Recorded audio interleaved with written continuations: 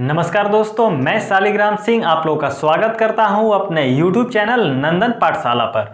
जी हां दोस्तों, आज की पाठशाला में हम लोग पोषण चैप्टर से रिलेटेड लगभग 100 के आसपास क्वेश्चनों को देखने वाले हैं, जिसको खास तौर पर मैंने बोर्ड के विद्यार्थियों के लिए तैयार किया है, जिसको पढ़ करके वो आसानी से इन सारे क्वेश्चनों को समझ सके और अधिक से अधिक उनकी जो समझ है साइंस पर, विज्ञान पर, वो हो सके। तो इसको हमने इजी से इजी वे में आप लोगों के सामने प्रस्तुत किया है ताकि आप इसे आसानी से समझ सके और सीख सके। तो यदि आप जानना चाहते हैं कि वो कौन कौन से क्वेश्चन हैं जो कि केवल पोषण चैप्टर से हमने लगभग 100 क्वेश्चनों को तैयार कर लिया है, तो यदि आप इन सारे क्वेश्चनों को देखना चाहते हैं, सीखना चाहते हैं और समझना चाहते हैं, तो आप हमारे साथ हमारे इस वीडियो में शुरू से अंत तक जरूर बने रहिए। अगर शुरू से अंत तक आप इस वीडियो में रह गए तो मैं दावा करता हूं कि इसमें जितने भी क्वेश्चन बतलाए गए हैं वो सारे क्वेश्चन आप बस एक बार में याद कर लीजिएगा, समझ लीजिएगा। फिर उसके बाद आपको पोषण चैप्टर उठा करके किसी भी चीज को रटना नहीं पड़ेगा। तो चलिए वीडियो की शुरुआत करते हैं। पहला क्वेश्चन है, जीवों में पाई जाने वाली गतियां किस स्तर पर होती है? तो जी हाँ दोस्तों, जीवों में पाई जाने वाली जो गतियां हैं वो आणविक स्तर पर होती है। जी हाँ, इसका जो उत्तर होगा वो होगा आणविक स्तर। आणविक स्तर पर जीवों में पाई जाने वाली गतियां आणविक स्तर पर होती है।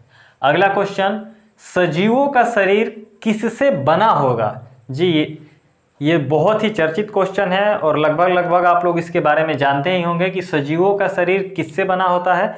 तो सजीवों का जो शरीर होता है वो कोशिकाओं का बना होता है।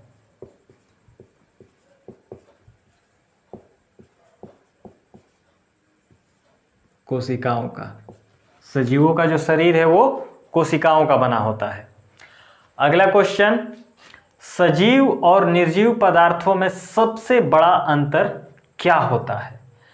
सजीव और जो निर्जीव पदार्थ होते हैं, अगर कोई आपसे पूछे कि इनमें सबसे बड़ा अंतर यानी सबसे बिग फैक्टर क्या होता है, तो शायद ये बहुत लोगों को नहीं पता होगा। चलिए हम आपको बतला देते हैं। इसका जो सबसे बिग फैक्टर है वो होता है इनके अणुओं का विन्यास। अणुओं का विन्यास या फिर आप कह सकते हैं अणुओं का संयोजन। तो सजीव और निर्जीव पदार्थ जो होते हैं उनको बनाने वाले जो अणु होते हैं, उनके अणुओं का जो विन्यास या जो संयोजन होता है वही इन पदार्थों को अलग अलग श्रेणियों में बांट देता है।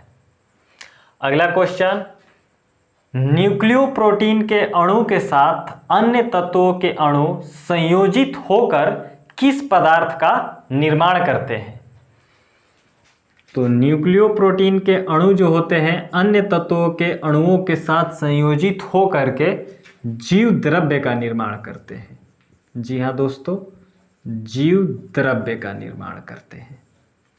इसका उत्तर होगा जीव द्रव्य। अगला क्वेश्चन है कि जीवन का मूल आधार किस पदार्थ को माना जाता है? जो जीवन होता है, इस जीवन का जो सबसे मूल आधार होता है वह मूल आधार माना जाता है जीव द्रव्य को ही।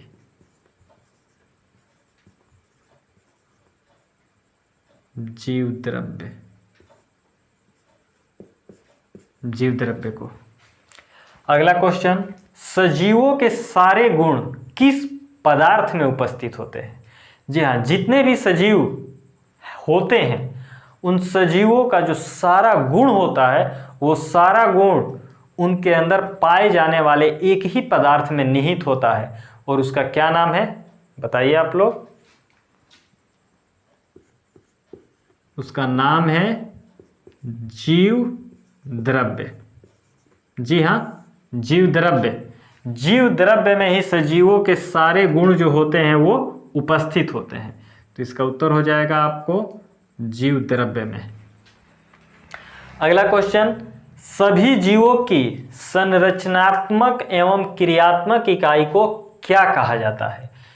तो जितने भी जीव होते हैं उन जीवों को बनाने वाली जो संरचनात्मक और मेन जो क्रियात्मक इकाई होती है उसका नाम कोशिका होता है।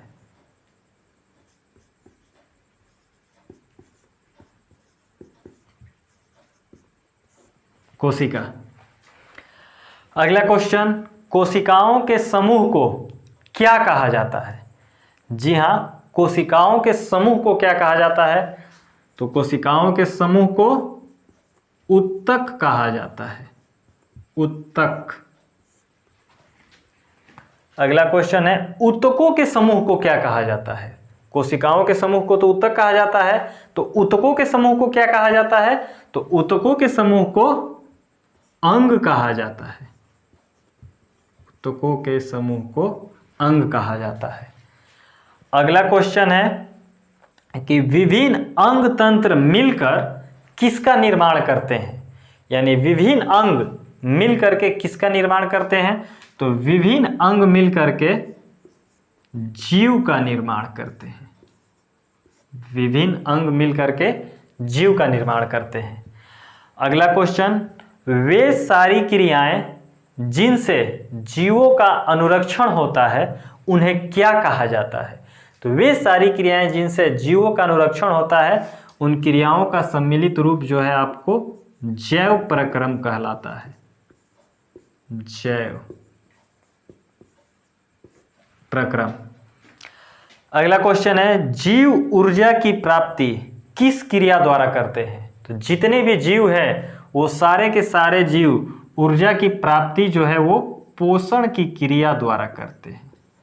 जी हाँ, इसका उत्तर होगा पोषण।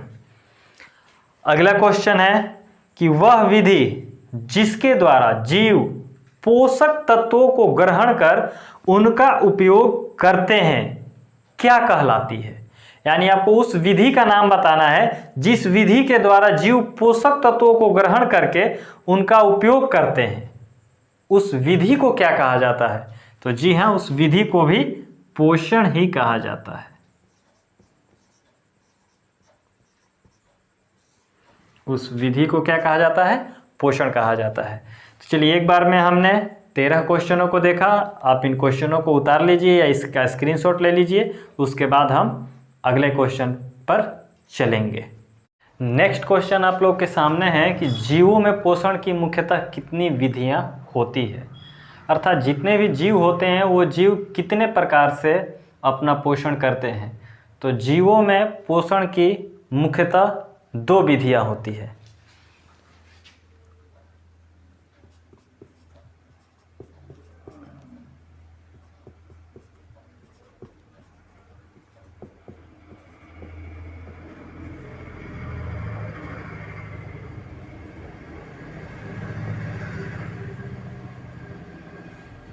स्वपोषण और परपोषण। जीवों में पोषण की मुख्यतः 2 विधियां होती है। पहली स्वपोषण और दूसरी जो विधि होती है उसका नाम है परपोषण।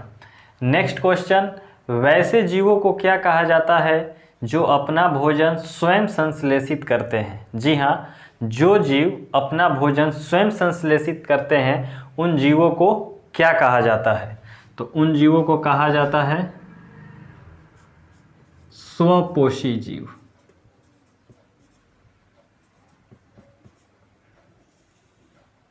यानी वैसे सभी जीव जो अपना भोजन स्वयं संश्लेषित करते हैं उन सभी जीवों को स्वपोषी कहा जाता है। और स्वपोषी के अंतर्गत जितने भी पेड़ पौधे होते हैं वो सारे आते हैं। इसीलिए जो भी पादप जगत है अर्थात पेड़ पौधे जो होते हैं वो सारे के सारे स्वपोषी होते हैं। नेक्स्ट क्वेश्चन है, क्लोरोफिल पौधों के किस हिस्से में पाया जाता है? जी हाँ, क्लोरोफिल पौधों के किस हिस्से में पाया जाता है? तो जो क्लोरोफिल होता है जिसके कारण पौधों का रंग हरा होता है वो क्लोरोफिल पौधों के पर्णहरित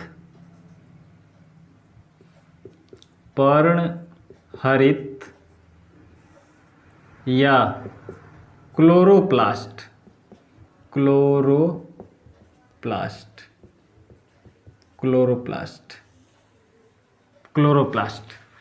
तो जो क्लोरोफिल होता है पौधों के अंदर, वो क्लोरोफिल पौधों के पर्णहरित या क्लोरोप्लास्ट में पाया जाता है। और ये पर्णहरित या क्लोरोप्लास्ट जो होता है ये पौधों की पत्तियों में होता है। जी हाँ, पौधों की जो पत्तियां होती हैं उन पत्तियों के अंदर पर्णहरित या क्लोरोप्लास्ट पाया जाता है, जिसके कारण जो पौधे होते हैं वो हरे दिखाई देते हैं। अगला क्वेश्चन इसी पर है कि किसकी उपस्थिति के कारण पौधों का रंग हरा होता है। जी हाँ, किसकी उपस्थिति के कारण पौधों का रंग हरा होता है? तो इसका जवाब आप लोग जानते हैं, क्लोरोफिल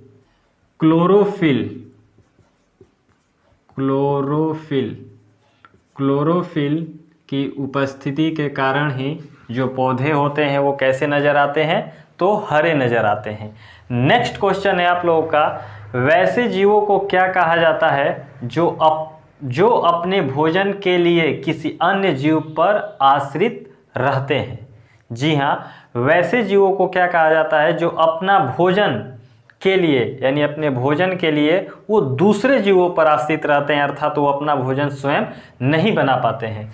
तो वैसे जीवों को कहा जाता है परपोषी।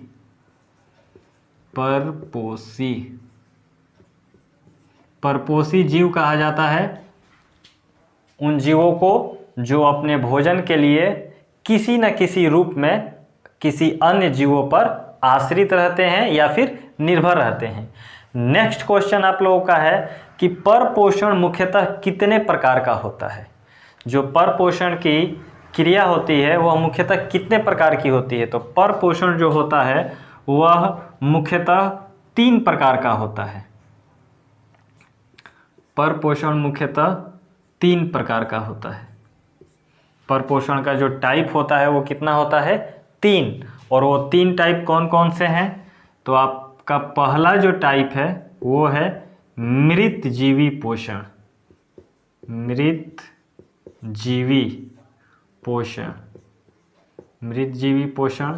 दूसरा आप लोग का है मृतजीवी पोषण, दूसरा है परजीवी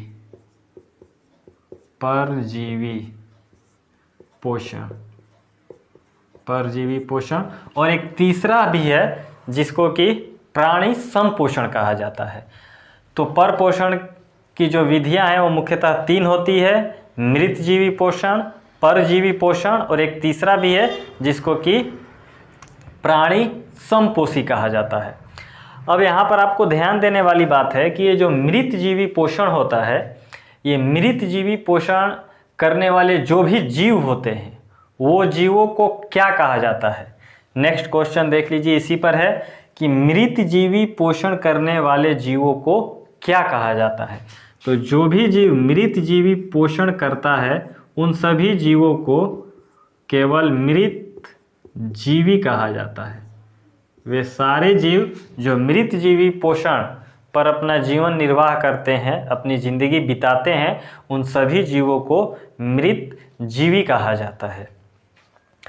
अगर आपसे पूछा जाए कि मृतजीवी पोषण का डिफिनीशन क्या है या फिर मृतजीवी पोषण किसे कहते हैं, तो आप बता सकते हैं कि पोषण की वह प्रक्रिया जिसमें कोई जीव अपने भोजन के लिए सड़े गले या फिर मरे हुए जीव जंतुओं पर आश्रित रहता है, या फिर मृत जीव जंतुओं या पेड़ पौधों के शरीर से कार्बनिक पदार्थों के रूप में जो जीव पोषण प्राप्त करते हैं या पोषण प्राप्त करने की जो विधि होती है उस विधि को मृतजीवी पोषण कहा जाता है।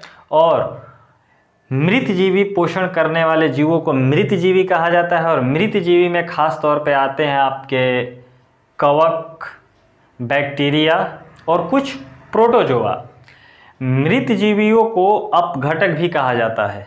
जी हाँ, जो मृतजीवी होते हैं वो हमारे लिए बहुत ही फायदेमंद होते हैं। उन्हें एक तरह से हम इस प्रकृति का अपमार्जक कह सकते हैं। जितने भी मृत जीवी होते हैं उनको अपमार्जक के नाम से भी जाना जाता है। और अपमार्जक का मतलब क्या होता है आप जानते हैं कि जो डिटर्जेंट हम लोग अपने घर में प्रयोग करते हैं इसको भी अपमार्जक कहा जाता है। तो इसका काम है गंदगी को साफ करना, यानी ये हमारे कपड़ों की गंदगियों को साफ करता है। लेकिन ये जो मृत जीवी है इनको भी अपमार्जक कहा जाता है। और ये किसको साफ करते हैं? तो ये हमारी इस प्रकृति को, इस पृथ्वी को साफ करने में हमारी मदद करते हैं। आप लोग देखे होंगे कोई भी जीव मर जाता है तो वो कुछ दिनों में सड़ गल कर खत्म हो जाता है। तो आखिर उनको कौन सड़ाता है? तो ये जो मृत जीवी होते हैं यही उनको सड़ा करके उनको कार्बनिक पदार्थों में तोड़ देते हैं और उस जीव का जो शरीर है वो पूर्ण रूप से नष्ट हो जाता है। तो मृत जीवियों को अपमार्जक भी कहा जाता है, अपघटन कर्ता भी कहा जाता है। इस बात को आप ध्यान रखिएगा। नेक्स्ट क्वेश्चन है आप लोगों का कि वैसे जीवों को क्या कहा जाता है जो अपना भोजन किसी दूसरे जीव के बगल में अस्थाई या अस्थाई रूप में रहकर उस जीव के शरीर से प्राप्त करते हैं? जी हाँ, तो ऐसे जीवों को कहा जाता है परजीवी। परजीवी यानी जो जीव अपना भोजन किसी दूसरे जीव के बगल में रहकर उसके शरीर से ही प्राप्त करता है तो उन सभी जीवों को कहा जाता है परजीवी। नेक्स्ट क्वेश्चन है, जिस जीव के शरीर से परजीवी अपना भोजन प्राप्त करते हैं उन्हें क्या कहा जाता है? तो ये जो परजीवी होते हैं जिस जीव के शरीर से अपना भोजन प्राप्त करते हैं उस जीव को, इस परजीवी के लिए पोषी कहा जाता है। जी हाँ, पोषी कहा जाता है क्योंकि उन्हीं जीव से इन परजीवियों को क्या मिलता है? पोषण प्राप्त होता है। अब ये परजीवी कौन कौन से जीव होते हैं? तो जैसे मान के चलिए कि हम स्पष्ट रूप से, जैसे हम लोग के शरीर में जो जूएँ होती है, जो जू पड़ जाती है वो क्या है? परजीवी है। वो हमारे शरीर में ही रहती है अस्थायी रूप से, अर्थात हमारे बालों में रहती है और हमारे बालों में उपस्थित जो हम लोग का सिर है उसका वो क्या करती है? खून का इस्तेमाल करती है अपना पोषण प्राप्त करने के लिए। उसके बाद नेक्स्ट क्वेश्चन जो है आप लोगों का कि वैसे जीव जिनमें प्राणी संपोषण की क्रिया द्वारा पोषण होता है उन्हें क्या कहा जाता है? तो जिन जीवों में भी प्राणी संपोषण की क्रिया द्वारा पोषण होता है उन जीवों को कहा जाता है प्राणी समभोजी। जी हाँ, प्राणी समभोजी कहा जाता है। प्राणी समभोजी किसे कहा जाता है? तो वैसे जीव जिनके अंदर प्राणी संपोषण की क्रिया द्वारा पोषण होता है उन सभी जीवों को प्राणी समभोजी कहा जाता है। नेक्स्ट क्वेश्चन है आप लोगों का कि पोषण के आधार पर पौधे कितने प्रकार के होते हैं? तो जी, पोषण के आधार पर पौधे भी दो प्रकार के होते हैं। पोषण के आधार पर पौधे भी दो प्रकार के होते हैं और इनका ये दो प्रकार कौन कौन सा है? तो पहला प्रकार है स्वपोषी, स्वपोषी, और दूसरा जो होता है वो है परपोषी,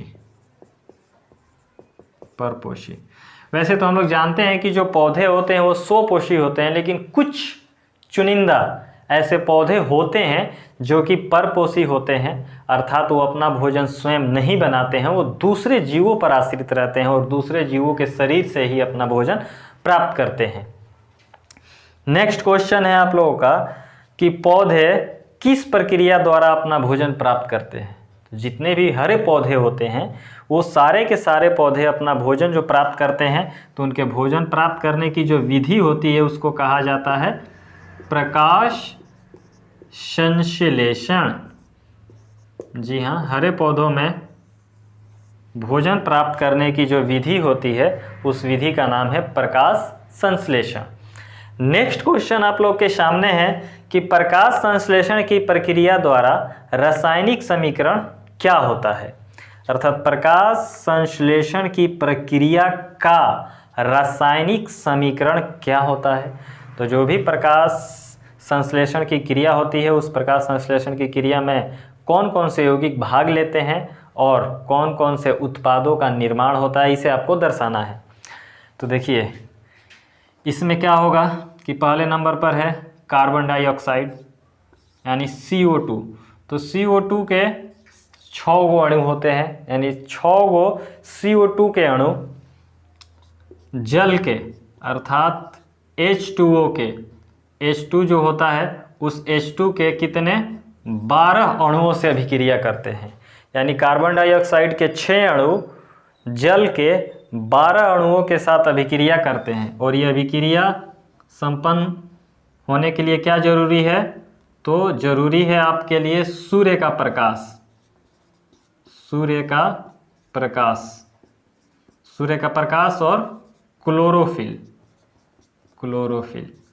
तो सूर्य का प्रकाश और क्लोरोफिल जब उपस्थित रहता है तो कार्बन डाइऑक्साइड और जल ये आपस में अभिक्रिया करके क्या करते हैं कि ग्लूकोज का निर्माण करते हैं।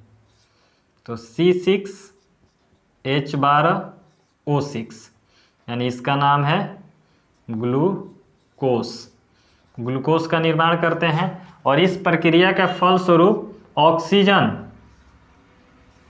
यानी 6 ऑक्सीजन के अणुओं का निर्माण होता है और 6 जल के अणुओं का निर्माण होता है। यानी ये जो होते हैं ये वातावरण में मुक्त हो जाते हैं। यानी जब प्रकाश संश्लेषण की प्रक्रिया होती है तो उस प्रक्रिया में क्या होता है कि हरे पौधों की पत्तियों में क्लोरोफिल होता है, सूर्य का प्रकाश उपस्थित रहता है, दिन के समय में ही प्रकाश संश्लेषण की क्रिया होती है। और हमारे वातावरण में क्या होता है? कार्बन डाइऑक्साइड होता है। पौधे अपनी जड़ों द्वारा जल को अवशोषित करते हैं और इसको अभिक्रिया कराते हैं। जल और कार्बन डाइऑक्साइड की जब अभिक्रिया होती है आपस में क्लोरोफिल की उपस्थिति में, यानी क्लोरोफिल यहाँ पर उत्प्रेरक का काम करता है, तो इसके फलस्वरूप क्या होता है कि कार्बनिक अणु ग्लूकोज का निर्माण होता है और इसके साथ ही ऑक्सीजन का भी निर्माण होता है, जिसे पौधे जो होते हैं वातावरण में छोड़ देते हैं और जल का निर्माण होता है। तो ये आपका प्रकाश संश्लेषण की क्रिया का रासायनिक समीकरण है। अब इसके बाद हम नेक्स्ट क्वेश्चन पर चर्चा करेंगे। तो अगर आपको ये क्वेश्चन उतारना हो तो उतार सकते हैं या स्क्रीनशॉट ले सकते हैं, उसके बाद हम लोग नेक्स्ट क्वेश्चन को देखेंगे। तो चलिए हम लोग देखते हैं अगला नेक्स्ट क्वेश्चन जो हम लोग का 27 क्वेश्चन है। वो क्वेश्चन क्या कह रहा है कि प्रकाश संश्लेषण की प्रक्रिया शुरू से अंत तक पौधों के किस हिस्से में संपन्न होती है? जी हाँ, प्रकाश संश्लेषण की जो प्रक्रिया है वो शुरू से अंत तक कहाँ संपन्न होती है? तो इसका आपका एग्जैक्ट उत्तर होगा हरित लवक।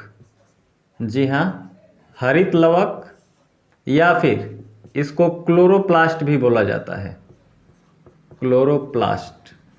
तो प्रकाश संश्लेषण की जो प्रक्रिया है वो शुरू से अंत तक हरित लवक या क्लोरोप्लास्ट में संपन्न होती है। नेक्स्ट क्वेश्चन है आप लोगों का कि पत्तियों के किस हिस्से में क्लोरोप्लास्ट भरे रहते हैं?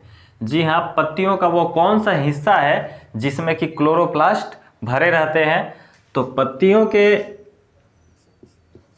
पैलिसेड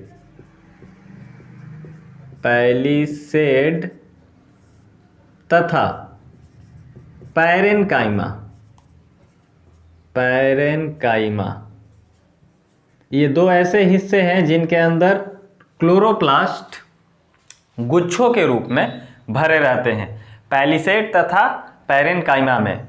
नेक्स्ट क्वेश्चन है आप लोगों का कि पौधों के किस हिस्से को प्रकाश संश्लेषी अंग कहा जाता है?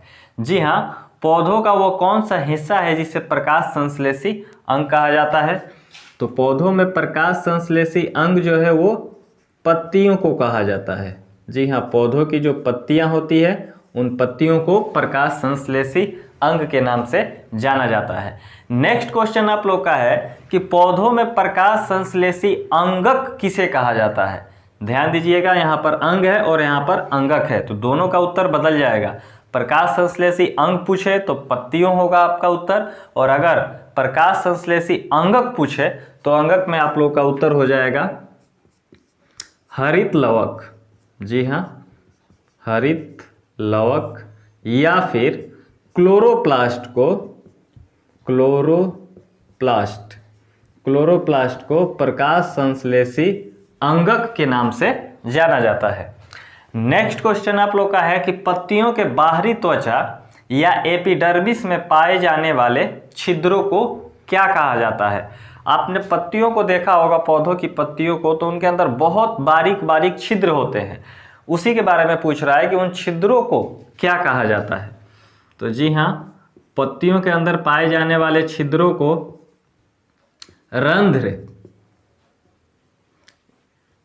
उन छिद्रों को रंध्र या फिर अस्टोमाटा कहा जाता है।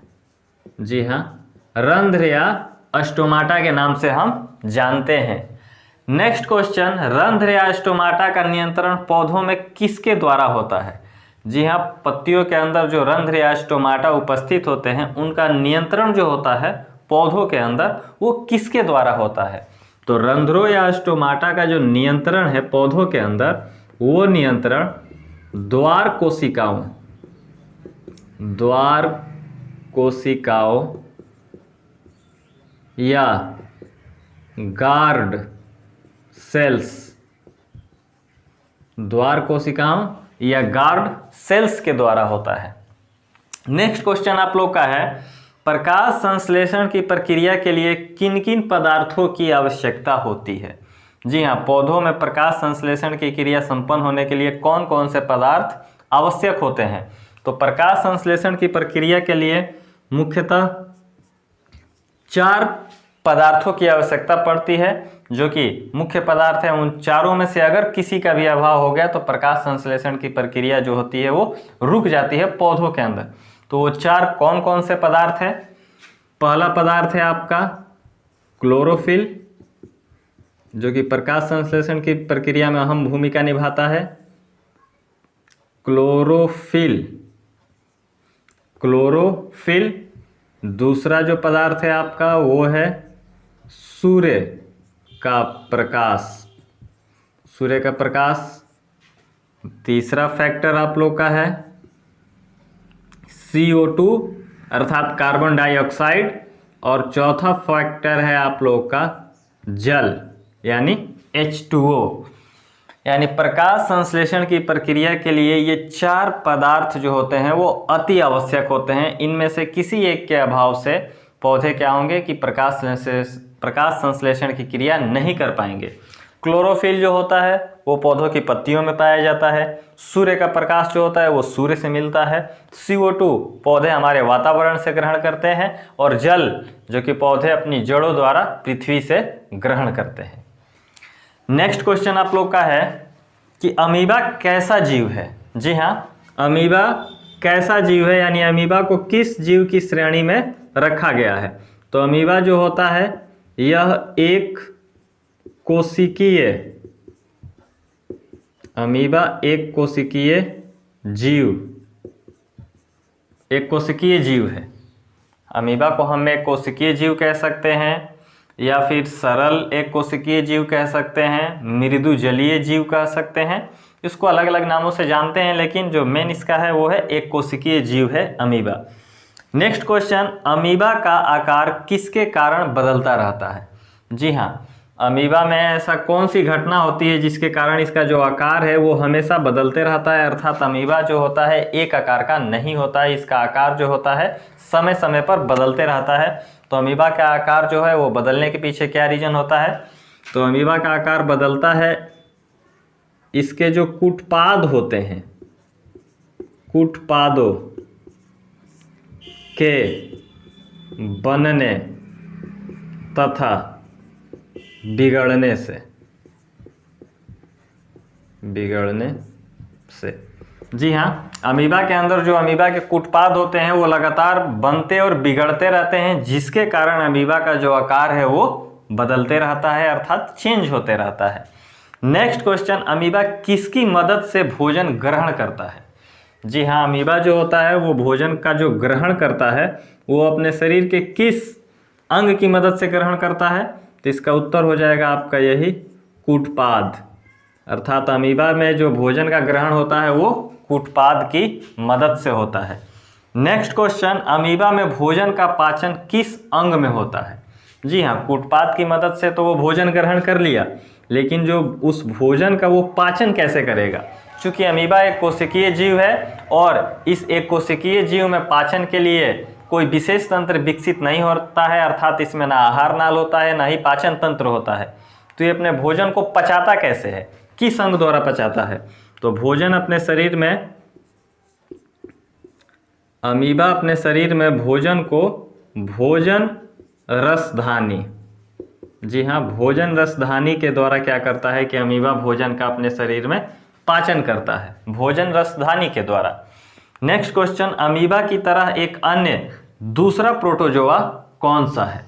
जी हाँ, अमीबा की तरह ही दिखने वाला एक जो दूसरा प्रोटोजोआ है उसको हम क्या कहते हैं? तो उसको हम लोग पैरामीशियम के नाम से जानते हैं। पैरामीशियम,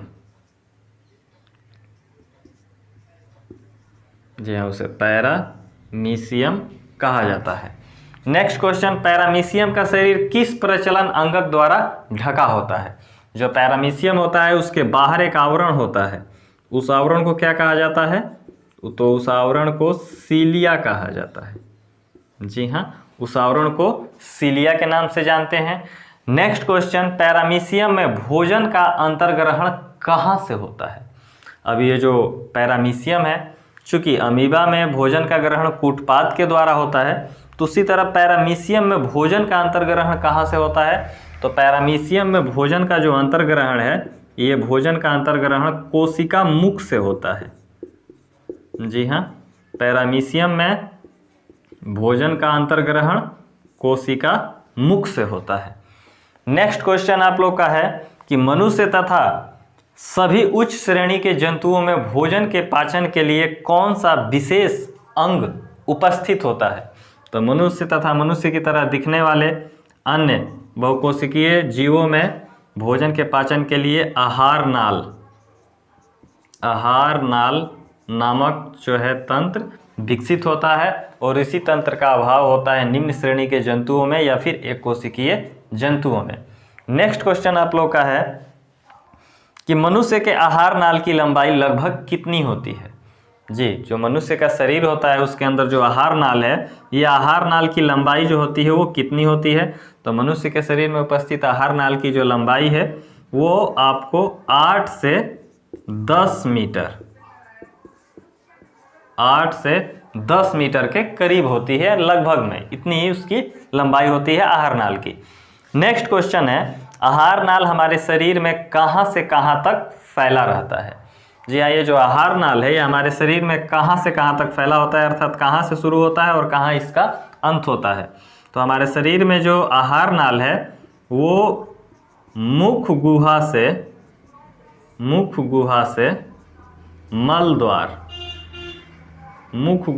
मल द्वार तक फैला रहता है। इसी पर आधारित नेक्स्ट क्वेश्चन है कि आहार नाल का पहला भाग कौन सा है?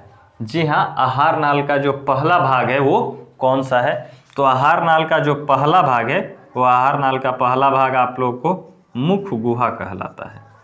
जी हाँ, मुख गुहा। तो इस प्रकार हमने 27 से 42 तक क्वेश्चनों को देखा और समझा। आप इन क्वेश्चनों को लिखना चाहते हैं तो लिख लीजिए या स्क्रीनशॉट ले लीजिए, उसके बाद हम अगले क्वेश्चन पर चलते हैं। तो 43 क्वेश्चन क्या कह रहा है कि जीभ के ऊपर पाए जाने वाले छोटे छोटे दानेदार अंकुर को क्या कहा जाता है? जी हाँ, हम सभी के मुंह में जो जीभ होती है उस जीभ के ऊपर छोटे छोटे दानेदार अंकुर पाए जाते हैं। आप उसे महसूस कर सकते हैं या आपने महसूस किया होगा कि जो जीभ होती है उसके ऊपर जो उसकी सतह होती है वो खुरदरी होती है। तो जो खुरदरी सतह होती है तो वो किसके कारण होती है? तो जीभ के ऊपर हमारे छोटे छोटे दानेदार अंकुर पाए जाते हैं। तो उन अंकुरों को क्या कहा जाता है? तो उन्हीं अंकुरों को स्वाद कलियां कहा जाता है। जी हाँ, स्वाद कलियां। और इन्हीं स्वाद कलियों की मदद से हमें किसी भी खाद्य पदार्थ का स्वाद पता चलता है कि वो वस्तु मीठी है, खट्टी है, कड़वी है, नमकीन है। अगर ये स्वाद कलियां नहीं होती हमारे मुंह में अर्थात हमारी जीभों पर, तो हमें किसी भी वस्तु का स्वाद नहीं पता चलता और सारी वस्तुएं हमें एक ही समान लगती। चलिए नेक्स्ट क्वेश्चन पे हम लोग चलते हैं।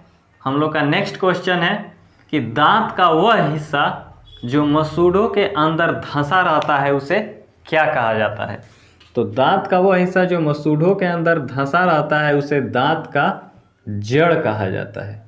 जी हाँ, जड़ कहा जाता है। नेक्स्ट क्वेश्चन, दांतों का वह हिस्सा जो मसूड़ों के ऊपर निकला रहता है उसे क्या कहा जाता है? जी हाँ, जो हिस्सा यानी हमें दिखलाई देता है, दांतों का जो हिस्सा हमें दिखलाई देता है या मसूड़े के ऊपर आता है उसे क्या कहा जाता है? तो उसको कहा जाता है शिखर।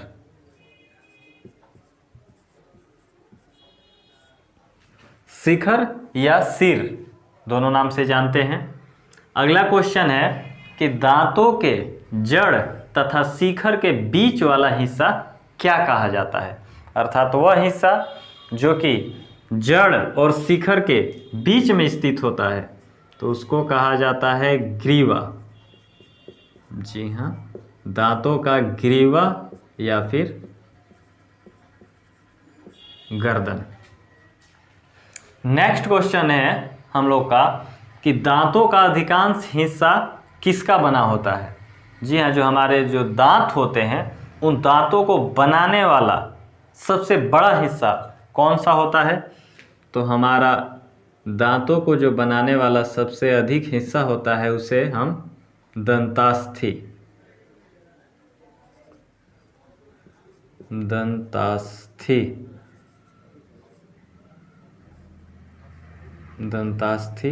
या फिर डेंटाइन। जी हाँ, दंतास्थि या डेंटाइन के नाम से जानते हैं, जिससे कि हमारे दांत का अधिकांश हिस्सा निर्मित होता है। अगला क्वेश्चन है, डेंटाइन के ऊपर पाई जाने वाली कड़ी परत को क्या कहा जाता है? जो डेंटाइन होता है उस डेंटाइन के ऊपर एक कड़ी परत होती है, तो उसी कड़ी परत को क्या कहा जाता है या किस नाम से हम लोग जानते हैं? तो डेंटाइन के ऊपर जो कड़ी परत होती है उसको इनामेल के नाम से जाना जाता है। जी हाँ, डेंटाइन के ऊपर पाई जाने वाली जो कड़ी परत है उसे इनामेल के नाम से जाना जाता है। नेक्स्ट क्वेश्चन है, मनुष्य के शरीर में पाया जाने वाला सबसे कठोर तत्व कौन सा है? जी हाँ, मनुष्य के शरीर में पाया जाने वाला जो सबसे कठोर तत्व होता है वो कठोर तत्व होता है हम लोग के शरीर में इनामेल ही। इनामेल हमारे शरीर में पाया जाने वाला सबसे कठोर पदार्थ होता है या सबसे कठोर तत्व होता है, जो कि दांत का ऊपरी जो सतह होता है या परत होता है वो इनामेल से निर्मित होता है। इसीलिए हम दांतों से कुछ भी काट लेते हैं आसानी से और हमारा जो दांत है उसका क्षय भी नहीं हो पाता है, क्योंकि इनामेल जो होता है सबसे कड़ी परत होती है और ये हमें किसी भी पदार्थ को यानी जिसे हम खा सकते हैं उसको काटने में मदद करती है। नेक्स्ट क्वेश्चन है हम लोग का कि दांतों का हमारे शरीर में क्या कार्य है? जी हाँ, दांत जो होते हैं ये तो सबको पता होगा आप लोगों को कि दांत का हमारे शरीर में क्या कार्य है। हम लोग अपने दांतों से मतलब कौन सा कार्य लेते हैं? तो दांतों का हमारे शरीर में जो मुख्य कार्य है वो कार्य है काटने तथा चबाने का। जी हाँ, काटने तथा चबाने का, यानी दांतों से हम कौन सा कार्य लेते हैं? तो काटने और चबाने का। तो क्या काटने और चबाने का? तो जी हाँ, भोजन को काटने और चबाने का, किसी और चीज़ को काटना या चबाना नहीं है। दांतों का जो मुख्य कार्य है हमारे शरीर में वो भोजन को काटना और चबाना है। नेक्स्ट क्वेश्चन है कि एक वयस्क मनुष्य के मुख में कुल कितने दांत होते हैं? जी हाँ, जब मनुष्य वयस्क हो जाता है तो उसके मुंह में कुल कितने दांत होते हैं? तो एक वयस्क मनुष्य के मुख में कुल 32 दांत होते हैं। जबकि अभी आप लोग जिस उम्र में होंगे या फिर मान के चलिए कि 15 से 20 वर्ष की उम्र के जितने भी बच्चे होते हैं उनके मुख में 26 या 28 दांत होते हैं। जी हाँ, 26 या 28 दांत होते हैं। 32 दांत अक्सर जिसकी उम्र 25 से 30 की उम्र तक हमारे शरीर में जो है ये 32 दांत आ जाते हैं। नेक्स्ट क्वेश्चन है, हमारे मुख में कितने प्रकार के दांत होते हैं? जी हाँ, टोटल दांत हमारे मुख में तो 32 होते हैं, लेकिन ये दांतों का प्रकार कितना होता है हमारे मुख में? तो हमारे मुख में टोटल 4 प्रकार के दांत होते हैं। जी हाँ, हमारे मुख में टोटल 4 प्रकार के दांत होते हैं। वो कौन कौन से दांत है? तो पहला दांत है कर्तनक। जी हाँ, कर्तनक। दूसरा है भेदक, तीसरा है अग्र चर्वणक और चौथा है चर्वणक।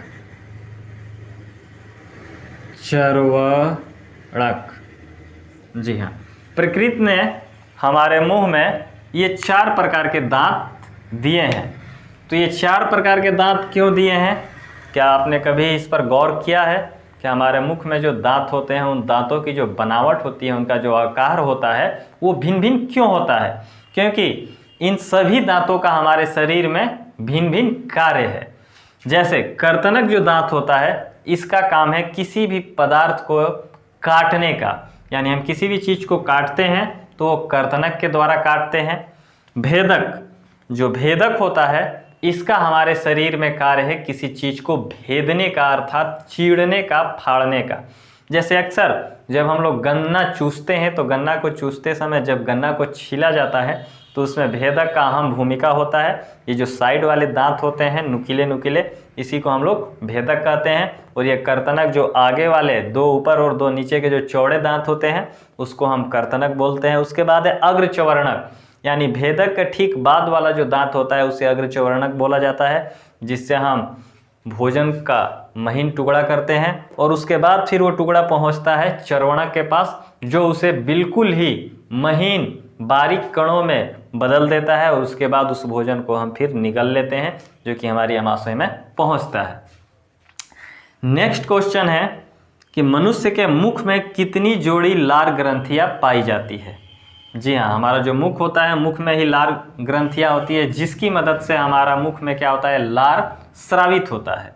और लार की मदद से ही हमारा भोजन क्या होता है कि गीला होता है, जिसकी मदद से हमें उसे निगलने में आसानी होती है।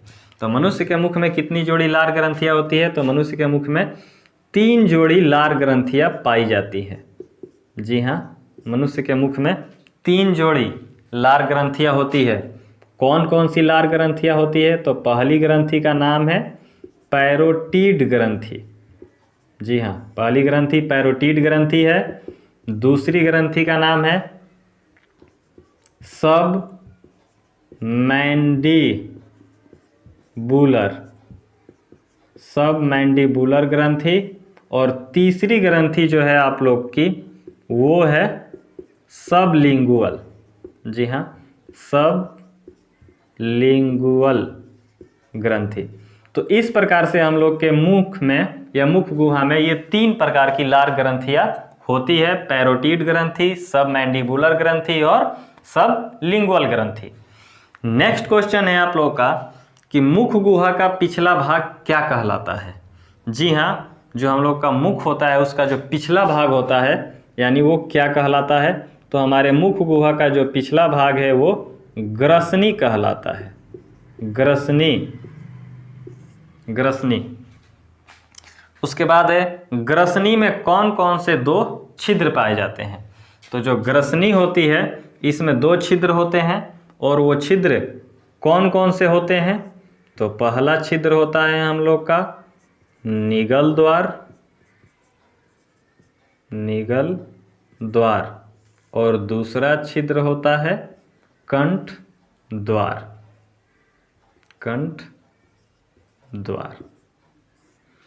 तो ग्रसनी में इस प्रकार से 2 छिद्र होते हैं, निगल द्वार और कंठ द्वार। निगल द्वार कहाँ खुलता है? तो जो हम लोग का निगल द्वार होता है वो खुलता है ग्रास नली में। निगल द्वार कहाँ खुलता है? तो ग्रास नली में। निगल द्वार हमारे शरीर में ग्रास नली में खुलता है। और अगला क्वेश्चन है कि कंठ द्वार कहाँ खुलता है? तो जो कंठ द्वार होता है वो हमारे शरीर में खुलता है श्वास नली में। जी हाँ, कंठ द्वार कहाँ खुलता है? तो कंठ द्वार हमारे शरीर में श्वास नली में खुलता है। नेक्स्ट क्वेश्चन है कि कंठ द्वार के आगे पाई जाने वाली पट्टी नुमा रचना को क्या कहा जाता है? यानी जो कंठ द्वार होता है उसके आगे एक पट्टी नुमा रचना पाई जाती है, और उस पट्टी नुमा रचना का क्या नाम है? तो जो पट्टी नुमा रचना होती है हमारे कंठ द्वार के पास, उसे कहा जाता है एपीग्लॉटिस। जी हाँ, उस रचना को कहा जाता है एपीग्लॉटिस। और ये एपीग्लॉटिस जो होता है ये हमारे क्या करता है कि कंठ द्वार को ढक देता है। कब? जब हम भोजन ग्रहण करते हैं तब। यानी इसको हम एक तरह से ऑटोमेटिक ढक्कन भी बोल सकते हैं। यानी हमारे कंठ का ये क्या होता है कि ढक्कन होता है, अर्थात हमारा जो ग्रसनी है उस ग्रसनी में 2 छिद्र होता है। एक छिद्र के माध्यम से भोजन जो होता है हमारे आमाशय तक पहुंचता है, और एक जो छिद्र होता है वो श्वास नली का होता है, जिससे कि श्वासें जो होती है वो हमारे फेफड़ों में पहुंचती है। तो दोनों में जो श्वास नली होती है यानी जो कंठ द्वार होता है उसके ऊपर ये एपीग्लॉटिस नामक पट्टी नुमा रचना होती है, जो कि ऑटोमेटिक काम करती है। यानी जब हम भोजन को निगलते हैं तब यह ढक्कन क्या होता है कि हट जाता है और भोजन हमारे पहुंच जाता है ग्रास नली में, और ग्रास नली के माध्यम से यह हमारे आमाशय में पहुंचता है। तो ये जो ढक्कन होता है, ये ढक्कन क्या करता है कि कंठ द्वार को ढक देता है। कब? जब हम भोजन को ग्रहण करते हैं, ताकि जो भोजन है वह हमारे कंठ द्वार में न जा करके कहाँ पहुँचे, तो ये भोजन पहुँचे हमारे कहाँ पर, श्वास नली को छोड़ करके जो होता है ग्रास नली होता है, ग्रास नली में पहुँचे। अगर यही भोजन किसी कारण से अगर हमारे कंठ द्वार में पहुँच जाता है तो हमें क्या होता है कि सरक जाता है। जैसे खाना खाते समय बहुत सारे लोगों को खांसी आ जाता है, या पानी पीते समय है ना लोगों को सरक जाता है, बहुत तेज की खांसी आती है। तो इसके पीछे का कारण है कि अगर हम बहुत टेंशन में होते हैं या बहुत चिंतित होते हैं और या कुछ सोच रहे हैं, और उस समय यदि हम खाना खाते हैं या फिर पानी पीते हैं, तो हमारा ये जो कंठ द्वार है एपीग्लॉटिस के द्वारा ढक नहीं पाता है, तो भोजन का कुछ हिस्सा या पानी जो होता है हमारे कंठ द्वार में चला जाता है, जिससे कि हमको सरक जाता है। नेक्स्ट क्वेश्चन है कि हमारे आमाशय तक भोजन किसकी सहायता से पहुंचता है। जी हाँ, जो इस भोजन को जब हम निगलते हैं तो हमारे आमाशय तक उस भोजन को कौन पहुंचाता है, तो हमारे आमाशय तक उस भोजन को पहुंचाने का काम करता है ग्रास नली। ग्रास नली की सहायता से भोजन हमारे आमाशय तक पहुंच जाता है।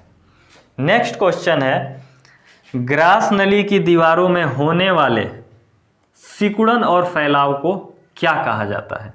जी हाँ, जो ग्रास नली होती है उस ग्रास नली में क्या होता है कि तरंग की तरह सिकुड़न और फैलाव होता है। तो उस सिकुड़न और फैलाव को क्या कहा जाता है, तो ग्रास नली में तरंग की तरह होने वाले सिकुड़न और फैलाव को क्रमाकुंचन कहा जाता है। जी हाँ, क्रमाकुंचन। यानी ग्रास नली की दीवारों में होने वाले शिथिलन और फैलाव को क्रमाकुंचन के नाम से जाना जाता है। नेक्स्ट क्वेश्चन है आप लोग का कि आमाशय के अग्रभाग को क्या कहा जाता है। जी हाँ, हमारा जो आमाशय होता है उसका अग्रभाग क्या कहलाता है, तो आमाशय का जो अग्रभाग होता है उसे कार्डियक के नाम से जाना जाता है। यानी आमाशय के अगले भाग को कार्डियक के नाम से जाना जाता है। नेक्स्ट क्वेश्चन है आप लोग का कि आमाशय के पिछले भाग को क्या कहा जाता है, यानी हमारा जो आमाशय होता है उसका पिछला भाग क्या कहलाता है, तो आमाशय का जो पिछला भाग होता है उसको पाइलोरिक बोलते हैं। जी हाँ, आमाशय के पिछले भाग को पाइलोरिक के नाम से जाना जाता है। और नेक्स्ट क्वेश्चन है 60 नंबर आप लोग का, आमाशय में कार्डियक और पाइलोरिक के बीच वाला भाग क्या कहलाता है। जी हाँ, जो आमाशय होता है हमारा उस आमाशय का कार्डियक और पाइलोरिक के ठीक बीच में जो हिस्सा होता है उसे हम लोग क्या कहते हैं, तो उसको कहा जाता है फुंडिक। जी हाँ, उसको फुंडिक के नाम से जाना जाता है। तो इस प्रकार से हमने 43 से 60 क्वेश्चनों को देखा। आप इन क्वेश्चनों को लिखना चाहे तो लिख लीजिए, उसके बाद हम लोग नेक्स्ट क्वेश्चन पर चलते हैं। तो नेक्स्ट क्वेश्चन हम लोग का जो है वो है कि जठर ग्रंथियों की कोशिकाएं कितने प्रकार की होती है।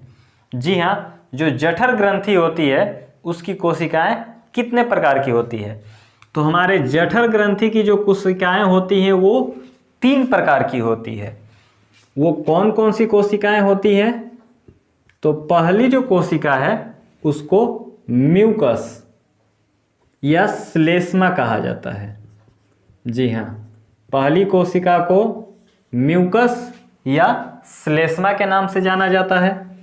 दूसरी जो कोशिका है उसे अम्लजन, जी हाँ, अम्लजन या फिर भित्तीय कोशिका के रूप में जाना जाता है। यानी अम्लजन कोशिका का ही दूसरा नाम भित्तीय कोशिका भी है। और जो तीसरी कोशिका है उसको जाइमोजिन कोशिका के नाम से जाना जाता है। जाइमोजिन, जी हाँ, जाइमोजिन कोशिका। और इस जाइमोजिन कोशिका का एक अन्य नाम मुख्य कोशिका भी है। तो इस प्रकार से जठर ग्रंथि जो होती है वो 3 कोशिकाओं से मिलकर बनी होती है, म्यूकस, अम्लजन और जाइमोजिन। म्यूकस को श्लेष्मा भी कहा जाता है, अम्लजन को भित्तीय कोशिका भी कहा जाता है और जाइमोजिन को मुख्य कोशिका भी कहा जाता है। नेक्स्ट क्वेश्चन आप लोग का है कि जठर ग्रंथियों से स्रावित होने वाले स्राव को क्या कहा जाता है? जी हाँ, जो जठर ग्रंथियां होती है उससे जो स्राव होता है उस स्राव को क्या कहा जाता है? तो जठर ग्रंथियों से होने वाले स्राव को जठर रस कहा जाता है। जी हाँ, जठर रस के नाम से हम जानते हैं जठर ग्रंथि से होने वाले स्राव को। नेक्स्ट क्वेश्चन आप लोग का है कि जठर रस किन किन पदार्थों से मिलकर बना होता है? अर्थात ये जो जठर रस है इस जठर रस को बनाने वाले वो कौन कौन से पदार्थ होते हैं? तो उन पदार्थों का नाम हमको बतलाना है। तो पहला पदार्थ जो है वो होता है HCl। जी हाँ, पहला पदार्थ है HCl, जिसको कि हाइड्रोक्लोरिक अम्ल के नाम से भी जाना जाता है। जी हाँ, हाइड्रोक्लोरिक अम्ल पहला पदार्थ हाइड्रोक्लोरिक अम्ल है। दूसरा जो पदार्थ है उसको कहा जाता है म्यूकस या श्लेष्मा। जी हाँ, म्यूकस या श्लेष्मा के नाम से जाना जाता है जो दूसरा पदार्थ होता है। और जो तीसरा पदार्थ होता है उसको निष्क्रिय, जी हाँ, निष्क्रिय पेप्सिनोजेन के नाम से जाना जाता है। निष्क्रिय पेप्सिनोजेन। तो इस प्रकार से जो हम लोग का जठर रस होता है ना, वो जठर रस इन 3 पदार्थों से मिलकर बना होता है। कौन कौन से 3 पदार्थ है? हाइड्रोक्लोरिक अम्ल, म्यूकस या श्लेष्मा, और तीसरा जो है ये आप लोग का है निष्क्रिय पेप्सिनोजेन। नेक्स्ट क्वेश्चन, हाइड्रोक्लोरिक अम्ल का स्राव किन कोशिकाओं से होता है? जी हाँ, जो हाइड्रोक्लोरिक अम्ल होता है ये किन कोशिकाओं से स्रावित होता है? तो हाइड्रोक्लोरिक अम्ल हम लोग के शरीर में अम्लजन कोशिकाओं से स्रावित होता है। जी हाँ, जो अम्लजन कोशिकाएं होती है उन अम्लजन कोशिकाओं से क्या होता है कि हाइड्रोक्लोरिक अम्ल का स्राव होता है। जो नेक्स्ट क्वेश्चन है कि आमाशय की दीवारों तथा जठर ग्रंथियों को हाइड्रोक्लोरिक अम्ल के दुष्प्रभाव से कौन बचाता है? क्योंकि आपको पता होगा कि हाइड्रोक्लोरिक अम्ल जो है वो एक बहुत ही तीक्ष्ण अम्ल होता है जो कि हमारी त्वचा पर अगर गिर जाए तो हमारी त्वचा की कोशिकाओं को जला सकता है। लेकिन ये अम्ल हम लोग के शरीर के अंदर उपस्थित होता है, लेकिन फिर भी हम लोग के शरीर को नुकसान आखिर क्यों नहीं पहुंचाता है? तो उसका रीज़न आप लोग जान लीजिए। क्योंकि इसको निष्क्रिय करने के लिए हम लोग के शरीर में एक पदार्थ होता है जो कि इसके दुष्प्रभावों को क्या करता है? निष्क्रिय कर देता है। तो वही क्वेश्चन है कि आमाशय की दीवारों तथा जठर ग्रंथियों को हाइड्रोक्लोरिक अम्ल के दुष्प्रभाव से कौन बचाता है? तो HCl के दुष्प्रभावों से हमारे शरीर को बचाता है म्यूकस। जी हाँ, म्यूकस, म्यूकस कहिए या फिर आप श्लेष्मा कहिए। तो ये जो म्यूकस या श्लेष्मा होता है ये हाइड्रोक्लोरिक अम्ल के दुष्प्रभाव को क्या करता है कि निष्क्रिय कर देता है, जिससे कि हमारे शरीर को कोई क्षति नहीं हो पाती है। जो नेक्स्ट क्वेश्चन है वो है कि मनुष्य के आमाशय से प्रतिदिन कितना जठर रस का स्राव होता है? जी हाँ, हम लोग के शरीर से प्रतिदिन कितना जठर रस का स्राव होता है? तो हम लोग के शरीर से एक दिन में लगभग 3 लीटर, जी हाँ, लगभग 3 लीटर के आसपास जठर रस का स्राव हम लोग का शरीर 24 घंटे में कर देता है। नेक्स्ट क्वेश्चन है कि आमाशय की भीतरी दीवारों पर किस प्रकार की कोशिकाओं का स्तर होता है? अर्थात जो हमारा आमाशय होता है, उस आमाशय का जो भीतरी दीवार होता है, उन दीवारों पर किस प्रकार की कोशिकाओं का स्तर पाया जाता है? तो यहाँ पर आपका इसका उत्तर होगा स्तंभाकार। जी हाँ, स्तंभाकार एपिथीलियम। जी हाँ, स्तंभाकार एपिथीलियम कोशिकाओं का स्तर पाया जाता है। तो यदि आपसे पूछे कि आमाशय की भीतरी दीवारों पर किस प्रकार की कोशिकाओं का स्तर होता है, तो इसका उत्तर होगा स्तंभाकार एपिथीलियम कोशिकाओं का स्तर पाया जाता है हमारे आमाशय की भीतरी दीवारों पर। नेक्स्ट क्वेश्चन आप लोग का है कि आमाशय की दीवारों में होने वाले घाव को क्या कहा जाता है? जी, हम लोग का जो आमाशय होता है, उस आमाशय में कभी कभी क्या होता है कि घाव हो जाता है। तो हमारे आमाशय की दीवारों में होने वाले घाव को क्या कहा जाता है या फिर किस नाम से जाना जाता है? तो हमारे आमाशय की दीवारों में होने वाले घाव को पेप्टिक अल्सर के नाम से जाना जाता है। जी हाँ दोस्तों, पेप्टिक अल्सर के नाम से जाना जाता है। तो अब प्रश्न ये उठता है कि हमारी आमाशय में आखिर घाव कैसे हो जाता है? तो चूंकि जो HCl होता है, जो कि हम लोग के शरीर में स्रावित होता है अम्लजन कोशिकाओं के द्वारा, तो उस HCl का स्तर यदि कभी कभी आवश्यकता से अधिक बढ़ जाता है और म्यूकस का जो मात्रा है वो कम हो जाता है, तो उस कंडीशन में HCl हम लोग की आमाशय की कोशिकाओं को क्षति पहुंचाने लगता है, जिसके कारण हमारे आमाशय में घाव हो जाता है और उस घाव को कहा जाता है पेप्टिक अल्सर। तो ये जो पेप्टिक अल्सर है, उन व्यक्तियों में पेप्टिक अल्सर के होने की संभावना बहुत ज़्यादा होती है जो व्यक्ति लंबे समय तक उपवास करते हैं या लंबे समय तक बिना खाना खाए रहते हैं। उन व्यक्तियों में पेप्टिक अल्सर का खतरा ज़्यादा होता है। नेक्स्ट क्वेश्चन है कि जब आमाशय में भोजन गाढ़े लेई की तरह हो जाता है तो उसे क्या कहा जाता है? जी हाँ, जब हमारे आमाशय में जो भोजन है वो गाढ़े लेई की तरह हो जाता है तो उसे क्या कहा जाता है? तो उसे काइम के नाम से जानते हैं। जी हाँ, काइम। जब हमारे शरीर में भोजन गाढ़े लेई की तरह हो जाता है तो उसको काइम कहा जाता है।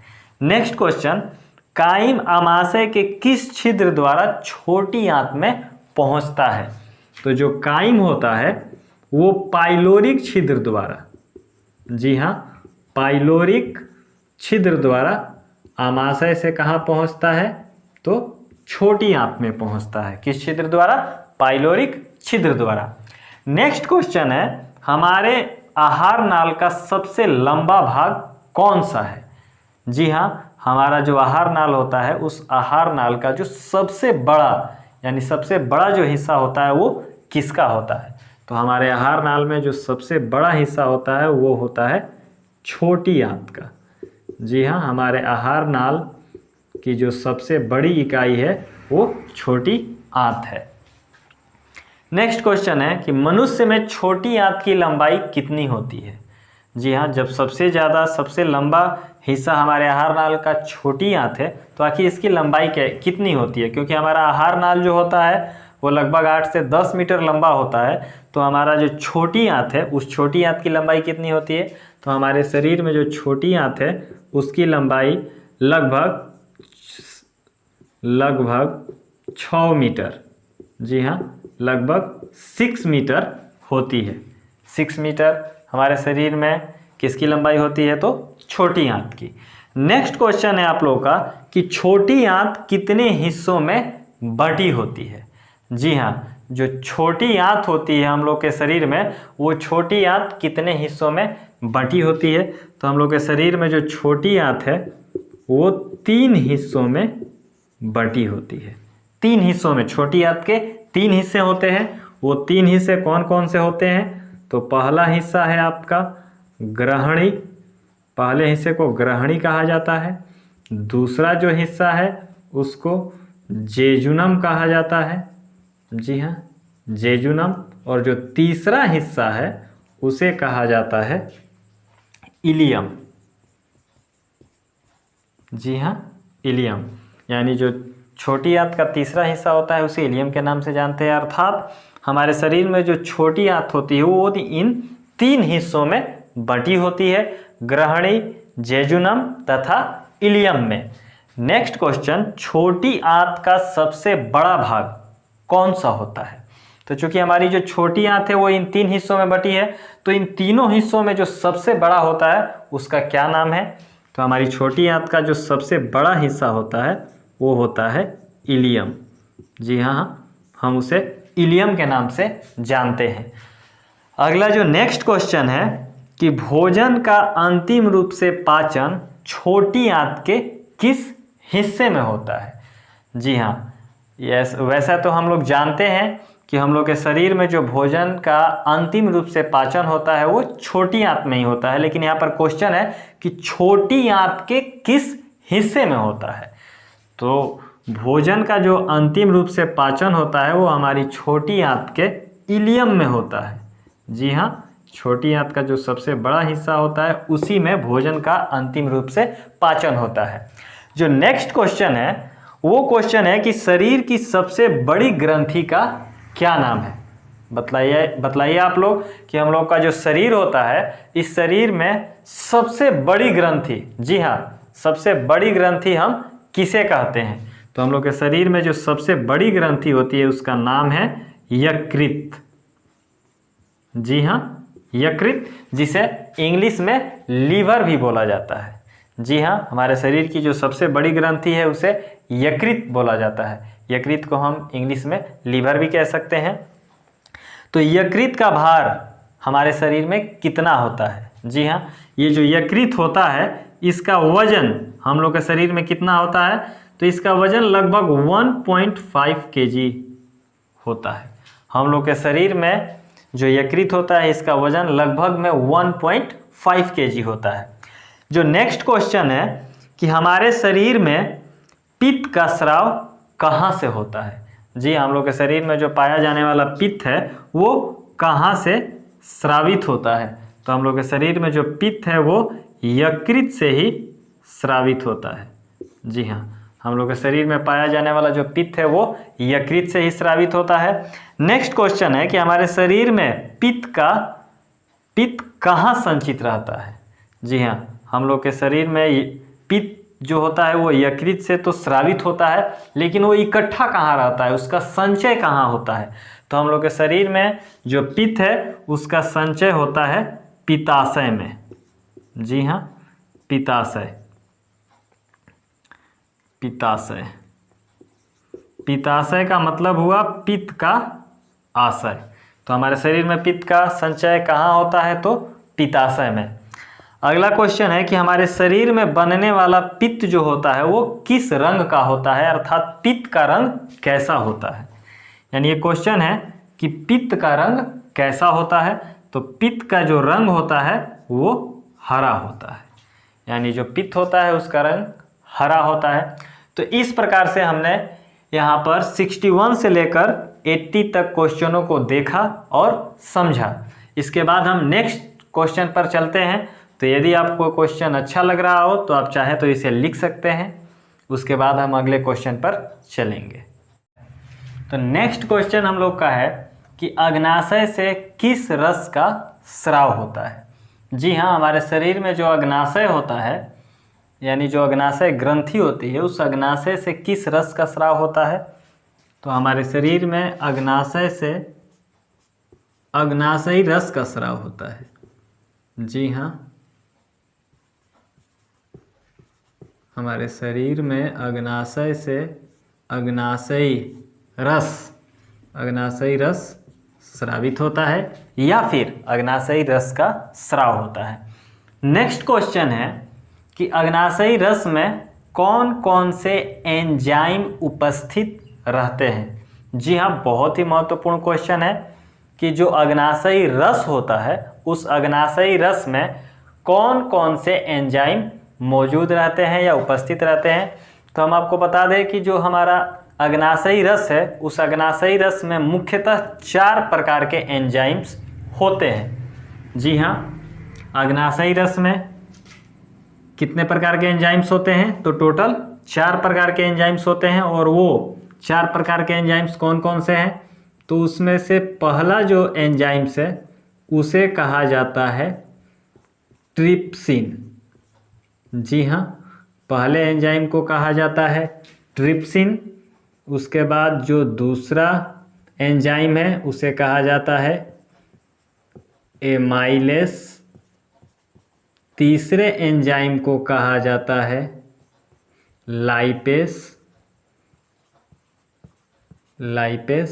और जो चौथा एंजाइम है उसे कहा जाता है न्यूक्लियस। जी हाँ, न्यूक्लियस। यानी अग्नाशयी रस में 4 एंजाइम्स मौजूद होते हैं। पहला ट्रिप्सिन, दूसरा एमाइलेस, तीसरा लाइपेस तथा चौथा न्यूक्लियस। इस प्रकार से 4 एंजाइम्स हो गए। नेक्स्ट क्वेश्चन जो है कि छोटी आंत की ग्रंथियों से स्रावित होने वाला रस क्या कहलाता है? जी हाँ दोस्तों, ये भी बहुत महत्वपूर्ण क्वेश्चन है कि छोटी आंत की जो ग्रंथियां होती है उससे जो स्रावित होने वाला रस है उस रस को हम लोग किस नाम से जानते हैं? तो उसको हम लोग आंत्र रस, छोटी आंत की ग्रंथियों से स्रावित होने वाले रस को आंत्र रस के नाम से जानते हैं। जी हाँ, छोटी आंत की ग्रंथियों से स्रावित होने वाला जो रस है उसे आंत्र रस कहा जाता है या सक्कस एंटीकीरम के नाम से भी हम लोग जानते हैं। जी हाँ, सक्कस एंटीकरम।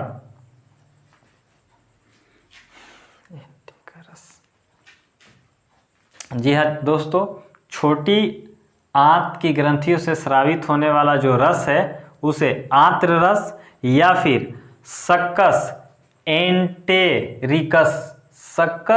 एंटेरिकस के नाम से जाना जाता है। नेक्स्ट क्वेश्चन जो है आप लोग का वो नेक्स्ट क्वेश्चन है कि छोटी आंत में पाचन की क्रिया पूर्ण हो जाने के फलस्वरूप जब काइम और भी तरल हो जाता है तो उसे क्या कहा जाता है? जी हाँ, जब काइम अपनी प्रारंभिक अवस्था से और भी तरल अवस्था में आ जाता है तब उसे चाइल के नाम से जानते हैं। जी हाँ दोस्तों, तब उसे चाइल कहा जाता है। अर्थात काइम जब प्रारंभिक अवस्था से और भी ज़्यादा तरल अवस्था में आ जाता है तो उसे चाइल कहा जाता है। नेक्स्ट क्वेश्चन जो है आप लोगों का, चाइल के पचे हुए भोजन का अवशोषण किसके द्वारा होता है? जी हाँ, ये जो चाइल होता है तो इस चाइल के पचे हुए भोजन का अवशोषण किसके द्वारा होता है? तो चाइल के पचे हुए भोजन का जो अवशोषण होता है वो इलियम के विलाई द्वारा होता है। जी हाँ, इलियम के विलाई। जी हाँ, इलियम के विलाई द्वारा क्या होता है कि चाइल के पचे हुए भोजन का अवशोषण होता है। नेक्स्ट क्वेश्चन आप लोग का है कि छोटी आंत आहार नाल के किस अगले हिस्से में खुलती है? जी हाँ, जो छोटी आंत होती है वो आहार नाल के किस अगले हिस्से में खुलती है? तो छोटी आंत जो होती है वो आहार नाल का जो अगला हिस्सा होता है जिसमें खुलती है उसका नाम है बड़ी आंत। जी हाँ दोस्तों, छोटी आंत आगे जाकर बड़ी आंत में खुलती है।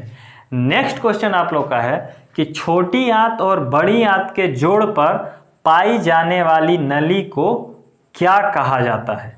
जी हाँ, जो छोटी आंत होती है और जो बड़ी आंत होती है, तो इसके बीच में जो इन दोनों के ज्वाइंट पर, यानी जहाँ बड़ी आंत और छोटी आंत का जहाँ जोड़ होता है, उस जोड़ पर क्या होता है, क्या है क्वेश्चन, छोटी आंत और बड़ी आंत के जोड़ पर पाई जाने वाली नली को क्या कहा जाता है। जी हाँ, दोनों के जोड़ पर एक नली पाई जाती है, तो यहाँ पूछ रहा है कि उस नली का क्या नाम है।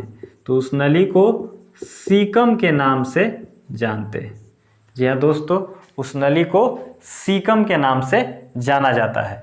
जो नेक्स्ट क्वेश्चन है कि बड़ी आंत कितने हिस्सों में बटी होती है। जी हाँ, जो बड़ी आंत होती है, यह बड़ी आंत कितने हिस्सों में विभक्त होती है या फिर बटी होती है। तो जो बड़ी आंत होती है हम लोग के शरीर में, यह बड़ी आंत 2 हिस्सों में बटी होती है। जी हाँ दोस्तों, 2 हिस्सों में बटी होती है। बड़ी आंत का 2 हिस्सा होता है। पहले हिस्से को कहा जाता है कोलन, पहले हिस्से को कोलन कहा जाता है, तथा इसका जो दूसरा हिस्सा है उसको मलाशय, मलाशय या रेक्टम कहा जाता है। जी हाँ, मलाशय या फिर रेक्टम के नाम से जानते हैं। तो जो बड़ी आंत होती है, यह बड़ी आंत 2 हिस्सों में बटी होती है। कौन कौन सा, तो कोलन तथा मलाशय या फिर रेक्टम। नेक्स्ट क्वेश्चन है, हमारे शरीर में अपचा भोजन अस्थायी तौर पर कहाँ संचित रहता है। जी हाँ, हम लोग जो भी भोजन ग्रहण करते हैं और भोजन ग्रहण करने के फलस्वरूप जब उसका हमारे शरीर में पाचन की क्रिया पूर्ण हो जाती है, यानी जब उससे ज़्यादा उसका पाचन नहीं हो पाता है, तब वो भोजन हम लोग के शरीर में कहाँ जा कर के स्थित होता है। तो जी हाँ, वो जो हमारे शरीर में अपचा भोजन होता है, वो अपचा भोजन इसमें जा कर के संचित रहता है। जी हाँ, रेक्टम या मलाशय में, रेक्टम या मलाशय भी हम उसे कह सकते हैं। तो यदि पूछे कि हम लोग के शरीर में अपचा भोजन कहाँ स्थित रहता है या कहाँ जमा रहता है, तो उत्तर हो जाएगा रेक्टम या मलाशय। नेक्स्ट क्वेश्चन हम लोग का है कि सीकम के शीर्ष पर बंद सिरे वाली उंगली जैसी एक रचना पाई जाती है, उसे क्या कहा जाता है। जी हाँ, सीकम के शीर्ष पर बंद सिरे वाली उंगली जैसी एक रचना पाई जाती है, उस रचना को क्या कहा जाता है या उस रचना का क्या नाम है। तो उस रचना का नाम है एपेंडिक्स। जी हाँ दोस्तों, एपेंडिक्स के नाम से हम उसे जानते हैं, एपेंडिक्स।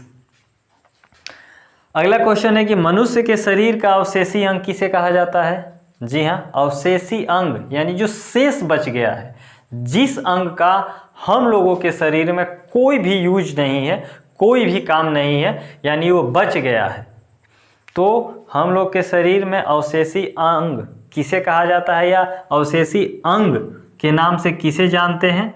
तो जी उसका उत्तर हो जाएगा यही एपेंडिक्स। जी हाँ, एपेंडिक्स को हम लोग अपने शरीर का, अपेंडिक्स को हम लोग अपने शरीर का क्या कहते हैं, अवशेषी अंग कहते हैं। नेक्स्ट क्वेश्चन है कि दांतों की अच्छी तरह से सफाई नहीं करने पर दांतों पर बनने वाले अस्थायी परत को क्या कहा जाता है। जी हाँ दोस्तों, यहाँ मिस्टेक हो गया है। बनने वाले अस्थायी परत को क्या कहा जाता है। तो दांतों की जब हम लोग अच्छी तरह से सफाई नहीं करते हैं और इसी तरह से दांतों पर धीरे धीरे एक परत जम जाती है और वो अस्थायी हो जाती है, तो उस परत का क्या नाम है या उस परत को हम किस नाम से जानते हैं। तो उस परत को दंत प्लाक कहा जाता है। जी हाँ दोस्तों, उस परत को क्या कहा जाता है, दंत प्लाक। नेक्स्ट क्वेश्चन है कि कौन सा पदार्थ हमारे शरीर में वसा को वसा अम्ल तथा ग्लिसरॉल में बदलता है। जी हाँ, कौन सा पदार्थ है जो हमारे शरीर में वसा को वसा अम्ल तथा ग्लिसरॉल में बदल देता है? तो उस पदार्थ का क्या नाम है दोस्तों? उस पदार्थ का नाम है लाइपेस। जी हाँ, ये जो लाइपेस होता है, ये लाइपेस क्या करता है कि हम लोग के शरीर में जो वसा होता है उस वसा को वसा अम्ल तथा ग्लिसरॉल में तोड़ देता है, यानी अपघटित कर देता है। तो इस प्रकार से दोस्तों हम लोगों ने देखा कि जैव प्रक्रम अर्थात पोषण, ये जो चैप्टर है, इस चैप्टर से जितने भी question short answer type question बन सकते थे, उन सारे क्वेश्चनों को हमने बनाने की कोशिश की और उसको इजी से इजी वे में आप लोग के सामने प्रस्तुत किया, आप लोग को समझाया गया, ताकि आप जब भी इसको पढ़े तो आपको रटने की ज़रूरत ना पड़े, आप इन सारे क्वेश्चनों को आसानी से समझ लें, या फिर आप इन सब का रिवीजन करने में आपको बहुत ही आसानी होगी इन सारे क्वेश्चनों को एक बार देख लेने से। तो आपको ये वीडियो, हमारा वीडियो कैसा लगा, आप कमेंट बॉक्स में कमेंट करके ज़रूर बतलाइएगा। और अगर आपको ये वीडियो पसंद आया तो आप वीडियो को लाइक कर लीजिएगा। और आपको इसी तरह से हर चैप्टर का ऑब्जेक्टिव क्वेश्चन या शॉर्ट आंसर टाइप क्वेश्चन चाहिए तो आप हमारे चैनल को जरूर सब्सक्राइब कर लीजिएगा, क्योंकि आने वाले समय में हम हर चैप्टर का इसी तरह से विश्लेषण करके उस चैप्टर से जितने भी शॉर्ट टाइप क्वेश्चन बन सकते हैं उन सारे क्वेश्चनों को बनाकर आप लोगों के सामने हम वीडियो के माध्यम से लाएंगे। तो आप हमारे जो YouTube चैनल है नंदन पाठशाला, उस नंदन पाठशाला को सब्सक्राइब कर लीजिए, ताकि जो वीडियो जब भी हम डालें तो उसका नोटिफिकेशन तुरंत आपको मिले और तुरंत आप वीडियो को देख करके अपने ज्ञान में इजाफा कीजिए।